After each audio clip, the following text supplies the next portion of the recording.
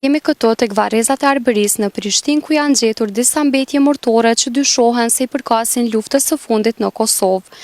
Gjetja e mbetjeve ka ndodhur pas gërmimeve të planifikuara, të cilat janë bërë me urdhëresë të gjykatës përkatëse, e cila ishte kërkesë nga Instituti Mjekësisë Ligjore.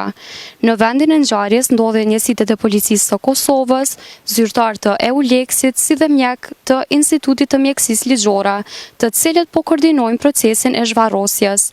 Aktualisht po vazhdojnë procedurat hetimore dhe mjekoligjore për identifikimin e mbetjeve mortore, ndërsa ende nuk është konfirmuar identiteti i viktimës.